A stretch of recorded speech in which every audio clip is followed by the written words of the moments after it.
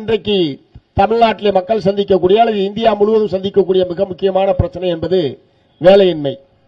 ஒரு நிரந்தரமான பாதுகாப்பான வேலை என்பது அநேகமாக இல்லை என்பதை நோக்கித்தான் நாடு சென்று கொண்டிருக்கிறது. நவீன தாராளமய கொள்கை நடைமுறைக்கு வந்ததற்கு பிறகு நிரந்தரமான வேலை வாய்ப்பு என்பது அத்திப்பூத்தார் போல்தான் நடக்கிறது. எப்பயாவது டிஎன்பிஎஸ்சி மூலமாக சில 100 பேர் வேலைக்கு ஆள் எடுக்கப்படுகிறார்கள். பெரும்பாலானவர்கள் ஒப்பந்தம், வெளிமுகமை என்கிற முறையிலே தான் பெரும்பாலான வேலைவாய்ப்பு என்பதுதான் இன்றைக்கு தமிழ்நாட்டில் ஏற்பட்டிருக்கிற நிலைமை.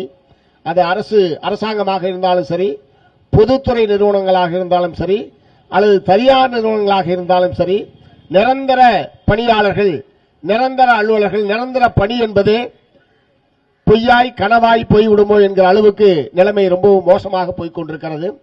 இப்போது கூட தமிழ்நாடு அரசாங்கத்துடைய பட்ஜெட் என்பது சமர்ப்பிக்கப்பட்டு இப்போது மானிய கோரிக்கை விவாதம் என்பது நடைபெற்றுக் கொண்டிருக்கிறது. இந்த பட்ஜெட்டிலேயும் தமிழ்நாடு அரசில் காலியாக உள்ள காலி பணியிடங்களை நிரப்புவது சம்பந்தமாக எந்தவிதமான அறிவிப்பையும் தமிழ்நாடு அரசாங்கம் வெளியிடவில்லை. இத்தனைக்கும் பெரும்பகுதியான தமிழ்நாட்டு இளைஞர்கள் தாவேகாவுக்கு ஆதரவாக வாக்களித்திருக்கிறார்கள். தாவேகா கட்சியினுடைய ஆதரவாளர்களாக அவர்கள் இருக்கிறார்கள். ஆனால் தமிழ்நாட்டு இளைஞர்களுக்கு வேலைவாய்ப்பை வழங்கக்கூடிய வகையில் ஏற்கனவே காலியாக இருக்கிற ஏறத்தாழ 3 லட்சம் பணியிடங்கள் அரசு துறைகளில் மட்டும் காலியாக இருக்கிறது. அதை நிரப்பியிருந்தாலே ஒரு 3 லட்சம் குடும்பங்களில் அரசு ஊழியர்கள் இன்றைக்கு பணிக்கு சென்றிருக்க முடியும். ஆனால் ஏற்கனவே இருக்கிற ஆட்கள் பணிச்சுமையினால வேலை செய்ய முடியாமல் கடுமையான மன அழுத்தத்திற்கு அரசு ஊழியர்கள் உள்ளாகிக் கொண்டிருக்கிறார்கள். காலி பணியிடங்களை நிரப்புவதற்கு மறுப்பதன் மூலமாக அரசு வேலைவாய்ப்பை எதிர்நோக்கி இருக்கக்கூடிய இளைஞர்களுக்கு அதற்கான வாய்ப்பு என்பது மறுக்கப்படுகிறது.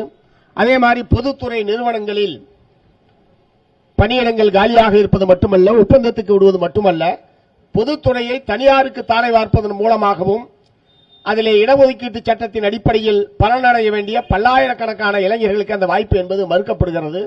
இப்படி சாதாரண மக்களுக்கு எதிரான பொருளாதார கொள்கையை ஒன்றிய அரசாங்கம் கடைபிடிக்கிற காரணத்தினாலும் மாநில அரசாங்கங்கள் இத்தகைய காலி பணியிடங்கள் நிரப்புவது என்கிற குறைந்தபட்ச நடவடிக்கை அதை கூட அவர்கள் செய்ய மறுப்பதனுடைய விளைவாக வேலையின்மை என்பது ஒரு தீர்க்க முடியாத ஒரு பிரச்சனையை போல இன்றைக்கு பூதாகரமாக உருவெடுத்திருக்கிறது. 8000க்கும் 10,000க்கும் ஏராளமான இளைஞர்கள் கிடைக்கிற வேலையை செய்யக்கூடிய அவல நிலைக்கு உள்ளாகியிருக்கிறார்கள். நாங்கள் மாதத்திற்கு குறைந்தபட்சம் 26,000 ரூபாய் மாத ஊதியமாக தீர்மானிக்க வேண்டும் என்கிற கோரிக்கையை நாடு முழுவதும் வற்புறுத்தி வருகிறோம். ஆனால் பிஏ படித்தவர்கள் உட்பட 10,000க்கும் 12,000க்கும் வேலைக்கு செல்கிறார்கள். கட்டுமான தொழிலாளியை விட படித்த பொறியியல் படித்தவர்களுக்கு ஊதியம் குறைவு என்கிற அளவுக்கு நிலைமை என்பது ரொம்பவும் மோசமாகிக் கொண்டிருக்கிறது. முறைசாரா தொழிலாளிகளுக்கு முறையாக வேலையே இல்லை. மாதம் முழுவதும் வேலை என்பது கிடைப்பதற்கான உத்தரவாதம் என்பது இல்லை. மாசத்துல 10 நாள் 15 நாள் கிடைச்சா மீதி 15 நாள் வீட்டிலே சும்மா இருக்க வேண்டிய அவலநிலை என்பதுதான் இருக்கிறது. ஆகவே வேலையின்மையை போக்கக்கூடிய வகையில் புதிய தொழிற்சாலைகளை உருவாக்குவது, இந்த ஊதியத்தை 26,000ஆக உத்தரவாதப்படுத்துவது, பொதுத்துறை நிறுவனங்களில் நிரந்தர பணிக்கு ஆள் எடுப்பது, தனியாருக்கு தாரை வார்ப்பதை தடுத்து நிறுத்துவது போன்றவற்றின் மூலமாக வேலைவாய்ப்பு பிரச்சனைக்கு தீர்வு என்பதை ஏற்படுத்த முடியும். ஆனால் அரசாங்கம், மத்திய அரசாங்கமாக இருந்தாலும் சரி, மாநில அரசாங்கமாக இருந்தாலும் சரி, இதுபோன்ற ஆக்கப்பூர்வமான பிரச்சனைகளை அவர்கள் கவனம் செலுத்துவதற்கு பதிலாக தமிழ்நாடு சட்டப்பேரவையில் லாவணி கச்சேரி என்பது நடைபெற்றுக் கொண்டிருக்கிறது. அதாவது மானிய கோரிக்கையின் மீதுதான் விவாதம் என்றுதான் விவாதத்தை துவக்குகிறார்கள். அந்த மானிய கோரிக்கை அனாமத்தா அந்த பக்கம் எங்கேயோ கிடக்குது. இவங்க 2 பேரும் ஏதோ 5 வருஷத்துக்கு முன்னாடி நடந்தது, 10 வருஷத்துக்கு முன்னாடி நடந்தது, போன வருஷம் நடந்தது, போன ஆட்சியில் என்ன நடந்ததுன்னு இப்ப பேசிட்டு இருக்காங்க. உண்மையிலேயே ஆக்கப்பூர்வமாக மானிய கோரிக்கையின் மீது மக்களுடைய, சம்பந்தப்பட்ட பிரிவு மக்களுடைய, துறையினுடைய கோரிக்கைகளை எடுத்து சொல்வதற்கான வாய்ப்பு இடதுசாரி கட்சியினுடைய உறுப்பினர்கள் மானிய கோரிக்கையை தவிர வேற எதையும் அந்த பக்கம் இந்த பக்கம் அவங்க போறதில்லை. ஆனால் அத்தகைய உறுப்பினர்களுக்கு வாய்ப்பு என்பதே தரப்படாத ஒரு நிலைமை என்பது தமிழ்நாடு சட்டப்பேரவையில் இருக்கிறது.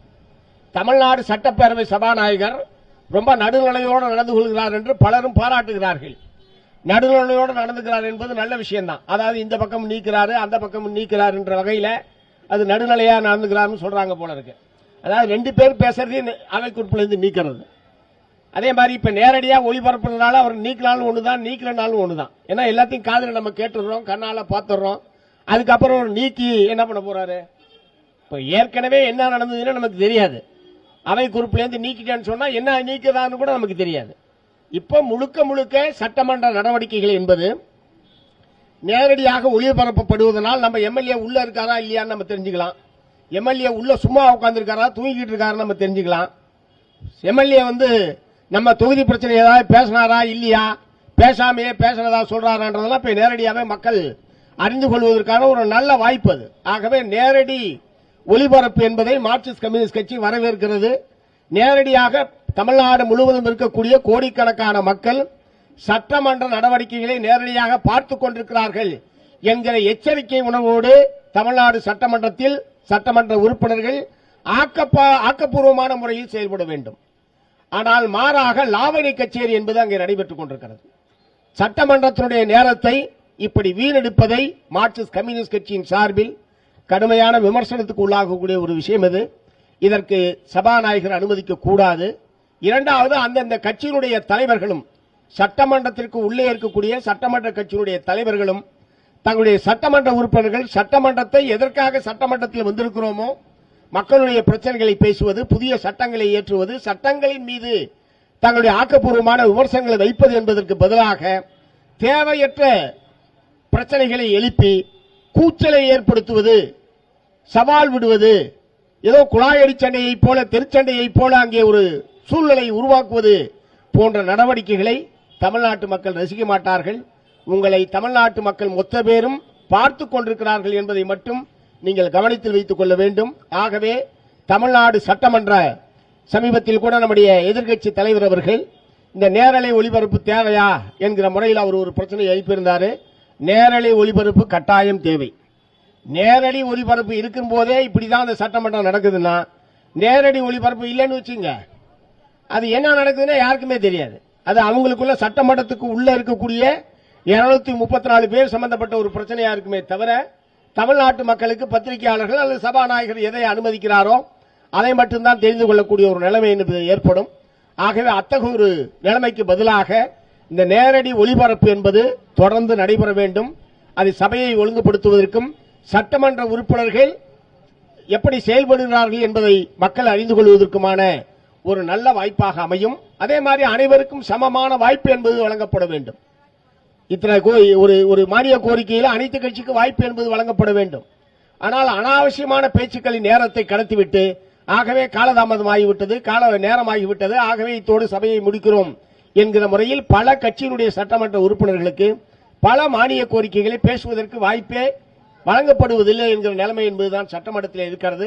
ஆகவே இதிலே ஒரு மாற்றத்தை கொண்டு வருவதற்கு தமிழ்நாடு சட்டப்பேரவையினுடைய சபாநாயகரும் ஆளுங்கட்சி என்கிற முறையில் தமிழ்நாடு முதலமைச்சரும் அந்த சபையை முறையாக நடத்துவதற்கும் ஜனநாயக பூர்வமாகவும் அனைவருக்கும் வாய்ப்பளிக்கக்கூடிய வகையிலேயும் அந்த சபை நடவடிக்கைகள் மாற்றியமைக்கப்பட வேண்டும் என்பதை மார்க்சிஸ்ட் கம்யூனிஸ்ட் கட்சியின் சார்பில் நான் வற்புறுத்த விரும்புகிறேன். ஏன்னா எங்களை போன்றவர்கள்ட்ட தமிழ்நாட்டிற்கு கூடிய எல்லா துறை சார்ந்தவர்களும் ஏராளமான கோரிக்கை மனுக்களை கொண்டு வந்து குவிக்கிறாங்க. எப்படியாவது சட்டமன்றத்தில் உங்களுடைய சட்டமன்ற உறுப்பினர்களை பேச சொல்லுங்க, எப்படியாவது பதிவு பண்ணிட்டு அரசுடைய கவனத்துக்கு போச்சுன்னா அதுல ஒரு தீர்வு கிடைக்கும், நிவாரணம் கிடைக்கும் என்கிற மிகப்பெரிய எதிர்பார்ப்பில் பல்லாயிரக்கணக்கான மனுக்கள் குவிந்து கொண்டிருக்கிறது. ஆனால் அதையெல்லாம் பேசுவதற்கு எடுத்துச் சொல்வதற்கான வாய்ப்புள்ள இடம் சட்டமன்றம். ஆனால் அதற்கான சூழல் என்பது அங்கே இல்லாமல் இருக்கிறது என்பதையும் நான் இந்த நேரத்தில் தெரிவிக்க விரும்புகிறேன். அதே மாதிரி சென்னை மாநகரத்தில் பல்லாயிரக்கணக்கான பல லட்சக்கணக்கான குடும்பங்கள் சொந்த வீட்டுமனை இல்லாமல் பல்வேறு வகையான புறம்போக்குகளில், குறிப்பாக அடையாறு கால்வாய் அல்லது கூவம் கால்வாய் கரையோரங்களில் ஏற்கனவே வாழ்ந்து கொண்டிருந்தவர்களை எல்லாம் சென்னையை சிங்காரப்படுத்துகிறோம் என்கிற பெயரில் நகரத்தை விட்டு வெளியே அனுப்பினார்கள்.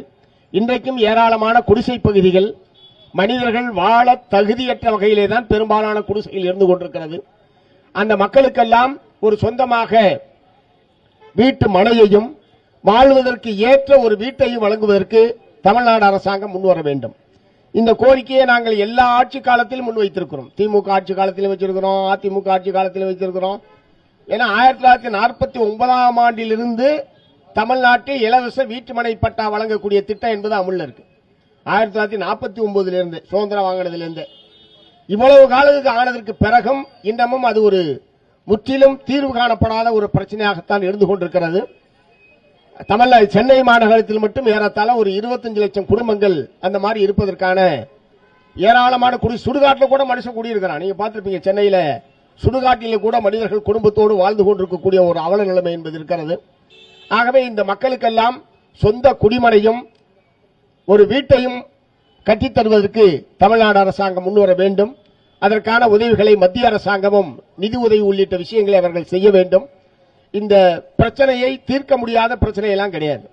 தோழர் செல்வா அவர்கள் சொன்னதைப் போல சில பேர் ஏக்கர் கணக்கில் வளைத்து பங்களாக்கள் கட்டுவதும், சாதாரண ஏழை எளிய மக்கள் ஒரு சென்ட் இடம் கூட இல்லாமல் வாடகை வீட்டிலேயும் அல்லது நான் சொன்ன மாதிரி சாலையோரம் சாக்கடை ஓரங்களில் வாழ்கிற ஒரு அவல நிலைமைக்கு முடிவு கட்டியாக வேண்டும்.